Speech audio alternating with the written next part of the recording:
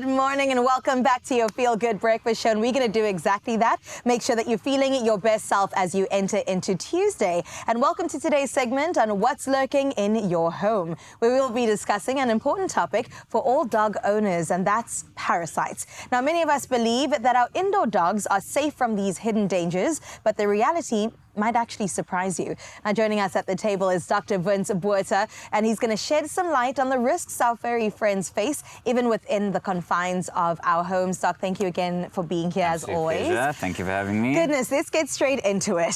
What kind of parasites can actually be found in dogs? Okay, so there's a fair list, but ticks and fleas are probably your most obvious ones, and those are the ones we know the most about because those are the ones you can see. Yes.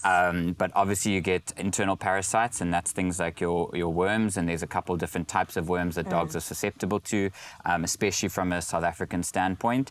And then there's also mites, which is not something we talk about very often, and those exist within the skin itself. And depending on where your dogs are located or where you're based, those risks vary depending on where you are. Okay, I've got lots of questions around those, especially when it comes to interacting with dogs as humans. But maybe we can get into debunking some myths when it comes to parasites and also dogs. Yeah, so one of the big myths, I think a lot of people like to use this term indoor dogs. Yes.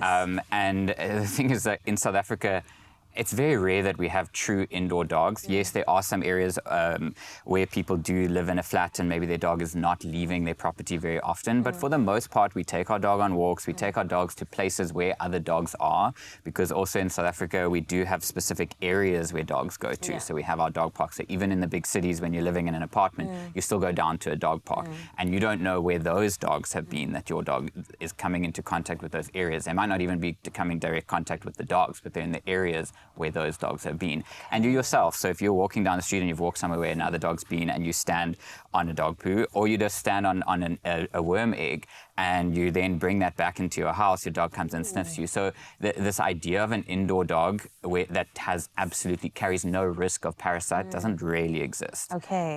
The important thing is that you actually need to know that you're covering your dog so that you don't have to worry too much about it. But yeah, I get what you're saying. Those lines are blurred. And also in South Africa, we've got the phenomenon of the outside dog. Yes, so there's also we have so much space, so like, why not? Exactly. Can we talk a little bit more about how the dogs can come into contact with parasites? I know you mentioned if you step in dog poo or an egg and the dog smells you, and also if they come in contact with other dogs, are there other ways? Yeah, so things like fleas, for instance, can enter your home without another animal being involved. So they can jump into the house. I mean, they're quite impressive. If you see these like micro images where they show how they actually jump, it's quite unbelievable. And so they themselves can move and they can cover quite heavy distances. And then what we call like a vector, so any animal. So you might have an indoor dog, but your cat ventures outside, or vice versa, indoor cat and your dog ventures outside. And so you're always having contact between those different animals. So that's fleas, for instance. Worms are a similar thing, and then you don't know where those eggs are lurking, and so those are your main vectors and the main ways that they'll actually get into your house. Okay, here's a question that I have to just ask you: can the parasites be transferred from the dogs to the human beings that own them? Some, yes, absolutely. Okay. So fleas is not obviously a thing that humans get necessarily. Yes. But I actually was bitten by a flea the other day at work, and it was really sore, and I didn't know what happened. It was like a sting in my back, and when I lifted my shirt, there was literally a flea biting. So it can happen. Fleas can bite people. And ticks, obviously. Yeah.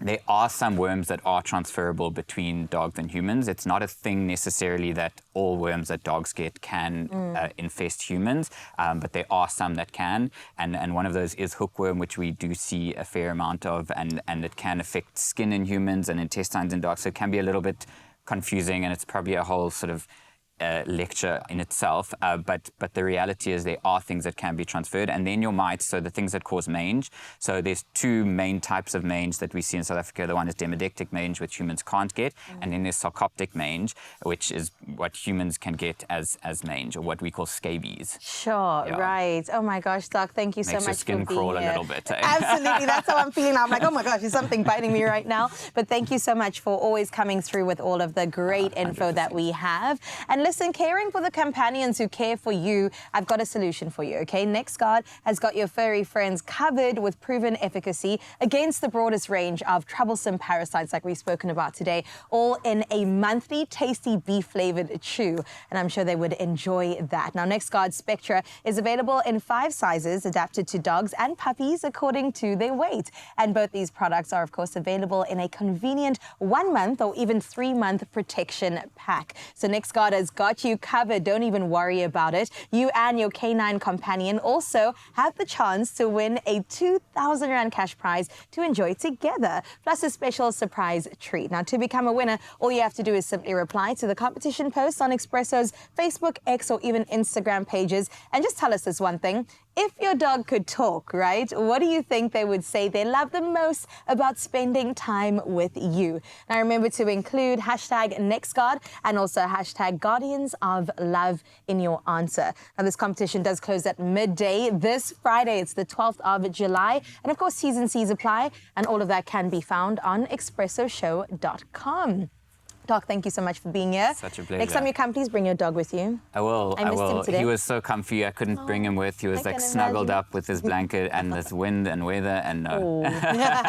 Well, we're going to keep you warm in studio right now on your Feel Good Breakfast Show. Don't go anywhere.